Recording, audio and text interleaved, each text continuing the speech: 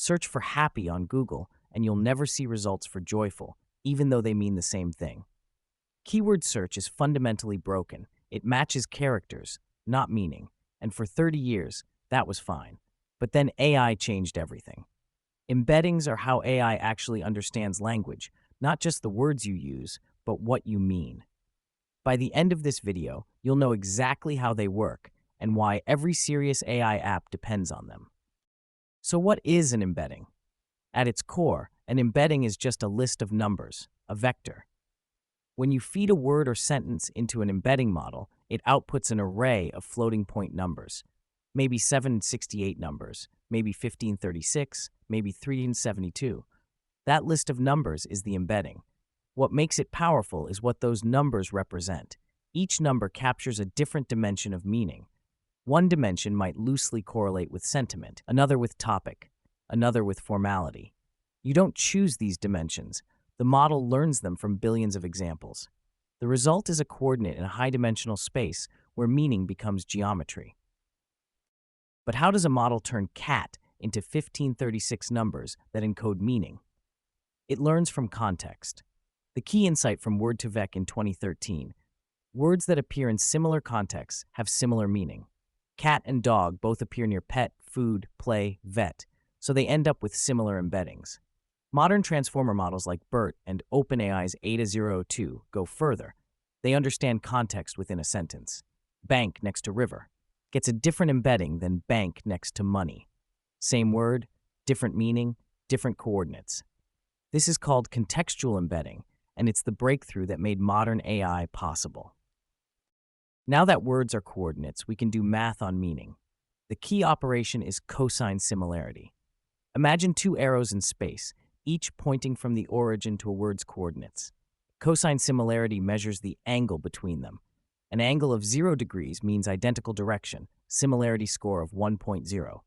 90 degrees means unrelated, score of 0. 180 degrees means opposite, score of -1. Happy and joyful point nearly the same direction, similarity around 0.85. Happy and sad point away from each other, similarity around -0.3. This is why a semantic search for happy returns joyful. We're measuring the angle between embeddings, not matching characters. Distance in vector space equals distance in meaning. Here's where it gets mind-bending. Because embeddings capture meaning as geometry, you can do arithmetic on concepts. King minus man plus woman equals queen, not metaphorically, literally. If you take the embedding for king, subtract the embedding for man, add the embedding for woman, and find the nearest word in vector space, you get queen. This means the model has learned that there's a royalty direction in space and a gender direction. These emerge from training, not from human labels. Paris minus France plus Germany equals Berlin. Doctor minus man plus woman approaches nurse. These semantic analogies reveal that embedding models have built an internal model of the world, one that captures relationships between concepts as directions in space. Today, you have a menu of embedding models depending on your use case. OpenAI's Text Embedding 3 Small is cheap and fast, great for real-time search. Text Embedding 3 Large has 3072 dimensions and handles nuance better. Use it for complex retrieval. For open-source options, sentence transformers from Hugging Face give you local inference with no API cost. Nomic Embed Text is a strong open-source choice. Cohere's Embed v3 excels at multilingual content. The key metric is MTEB score, the benchmark for retrieval quality. For most production apps, start with OpenAI's small model. Switch to large only if retrieval quality is insufficient. Let's make this concrete with code. Here's how to build semantic search with OpenAI embeddings in Python. First, install the OpenAI SDK. Then create embeddings for your documents. You pass a list of strings and get back a list of vectors. To search, embed your query, then compute cosine similarity against all stored embeddings and return the top K results. In production, you'd use a vector database, Pinecone, Weaviate, or pgvector, which handles the similarity search at scale. The core loop is always the same. Embed your data, store the vectors, embed the query, find nearest neighbors. That's the entire semantic search stack. Embeddings are the backbone of RAG, Retrieval Augmented Generation. Here's the problem RAG solves. LLMs have a context window limit. You can't stuff your entire knowledge base into every prompt. So instead, you embed your documents, store them in a vector DB, and at query time, you retrieve only the relevant chunks. Then you pass just those chunks plus the user's question to the LLM. The model answers with actual context, not hallucinations. This is how every production AI assistant works. Customer support bots, code assistants, document QA systems, they're all RAG pipelines with embeddings at the core. Without embeddings, none of these exist. Here are the mistakes I see engineers make with embeddings. First, wrong chunking.